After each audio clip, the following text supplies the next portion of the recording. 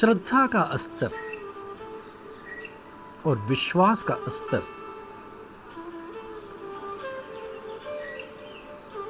इस पर एक बहुत ही प्रचलित कथा है।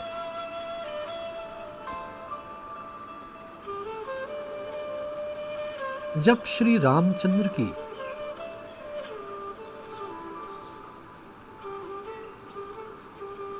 जो भक्त थे उन्होंने पत्थरों से पुल बनाने की सोची,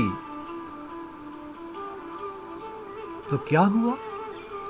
पत्थर उन्होंने डाले नदी में, समुद्र में पत्थर उन्होंने डाले और वो पत्थर डूबना शुरू हो गए। प्रभु श्री रामचंद्र जी मुस्कुराते रहे। जितने पत्थर डाले जा रहे हैं, पत्थरों से कहीं पुल बनता है क्या? सीधे अगर हम पत्थर डाल देंगे तो सामान्यतः वो पत्थर डूब जाएगा, सभी जानते हैं। वो पत्थर जब डूबने लगे, वापस प्रभु श्री राम के चरणों में आकर उन्होंने कहा कि भगवान,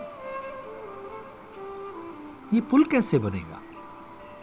ये तो सारे पत्थर डूबते जा रहे हैं। प्रभु श्री राम ने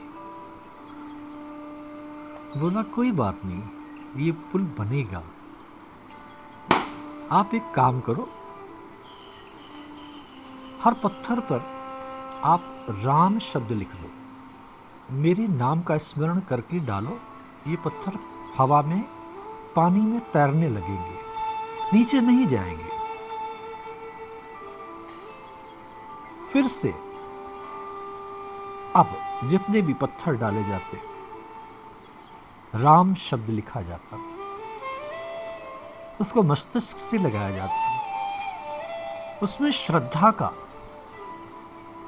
और विश्वास का जो स्तर इतना ऊंचा होता कि ये मन में धारणा बन जाती कि ये पत्थर जो प्रभु श्री राम के नाम द्वारा अब लिखित है, ये भारहीन हो चुका है, अब इसमें भार नहीं रह गया।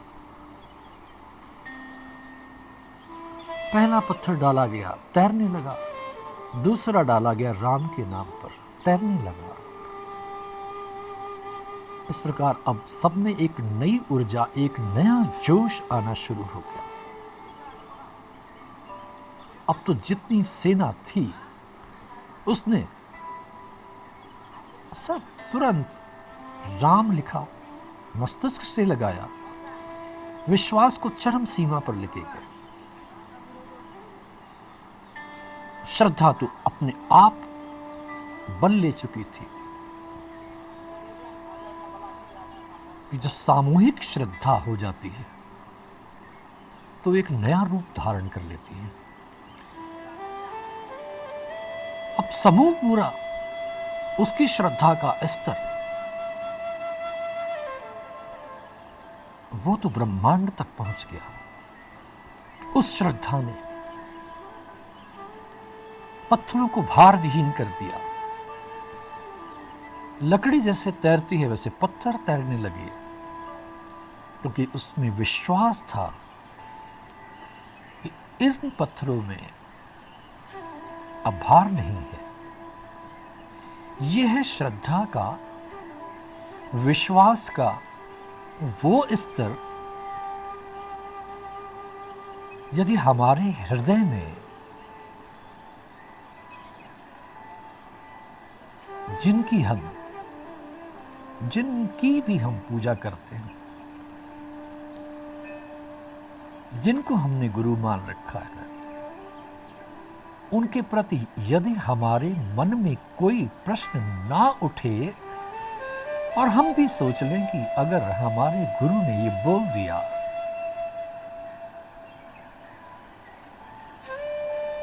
कि आपको ऐसा करना है, तो प्रश्न चिन्ह खत्म हो जाए। ठीक वैसे ही जैसे श्री राम द्वारा कहा गया कि पत्थर तैरेंगे, वहां पर कोई प्रश्न चिन्ह खड़ा करने वाली आत्मा नहीं बची। सबने स्वीकार कर लिया कि हाँ तैरेंगे। इस बल ने, इस सामूहिक श्रद्धा के बल ने पत्थरों की जो डूबने की शक्ति है वो हरण कर ली। अब पत्थर लकड़ी के तरीके से पुल बनाने में सक्षम हो गए। हमारा विश्वास, हमारी श्रद्धा पर एक छोटी सी कथा जो कि महाराष्ट्र के संत नामदेव जी की है, उस पर आगे बढ़ते हैं। नामदेव जी की श्रद्धा का स्तर ये था, वो जो कुछ करते थे, कुछ भी सुबह से शाम तक करते थे, वो ये अपने मन में धारणा बना चुके थे कि ये मैं कर ही नहीं रहा हूं, ये प्रभु द्वारा है। होता क्या था, उनकी इस दिनचर्या से उनकी पत्नी थोड़ा दुखी रहती थी, अक्सर झगड़े कर लेती थी। लेकिन संत नामदेव की स्थिति तो बहुत ऊपर थी। उनका आत्मचिंतन, उनकी जीवन शैली में वो सिर्फ प्रभु के दर्शन करते थे। उनको हर व्यक्ति में वही नजर आता था। एक दिन हुआ क्या, शाम को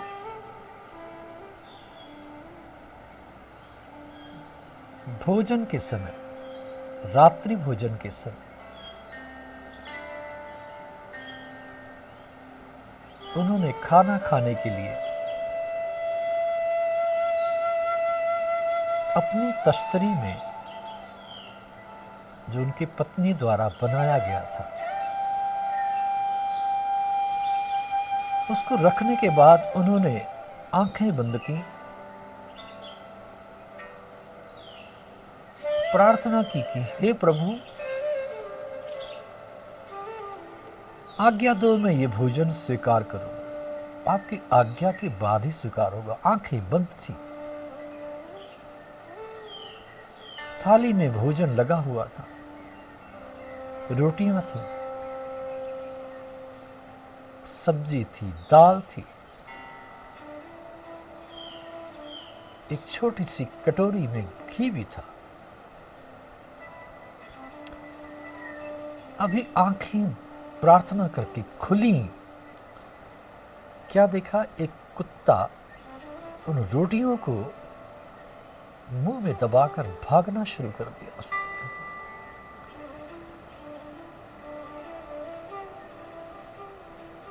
भक्त नामदेव जी ने घी की कटोरी उठाई और उसके पीछे दौड़ पड़े।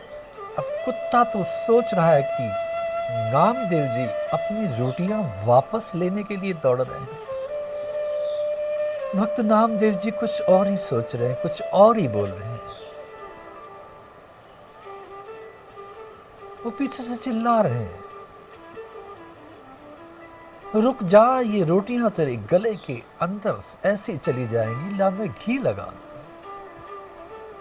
लेकिन कुत्ता तो समझ नहीं रहा था, वो दौड़े पीछे पीछे, नामदेव जी दौड़ते चले गए। एक सीमा होती है आदमी की, व्यक्ति की एक सीमा है। एक सीमा जब शरीर की शक्ति की क्षीण हो गई, नामदेव जी दौड़ते दौड़ते थक के पस्त हो गए, गिर पड़े। लेकिन घी की कटोरी अभी सीधी थी,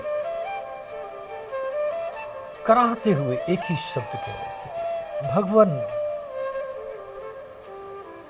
ये घी उस तक पहुंचा दे, ये सूखा गला उसका कैसे खाएगा? तत्क्षण जैसा कि विदित है, जैसा कि प्रचलित है नामदेव जी के बारे में, तत्क्षण कुत्ते के रूप में जो आए थे उन्होंने अपने विराट स्वरूप का दर्शन दिया। नामदेव तेरी भक्ति से मैं खुश हूं। तुझे तो हर व्यक्ति में, हर जीव जंतु में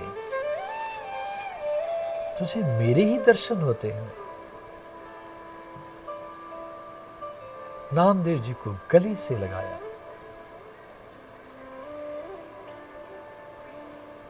प्रभु नामदेव जी की आंखों से झरझर झरझर आंसू बहने लगे। प्रभु इतनी बड़ी परीक्षा,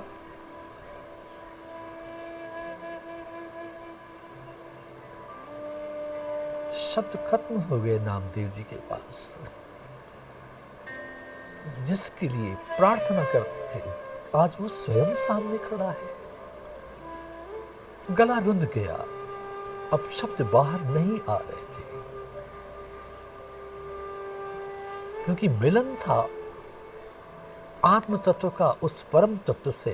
तो अब शब्दों की सीमा खत्म हो चुकी थी, जरूरत ही नहीं थी शब्दों की। ये क्या था? अटूट विश्वास। ये क्या था? अटूट श्रद्धा। श्रद्धा जितनी हमारी गहरी होती जाएगी,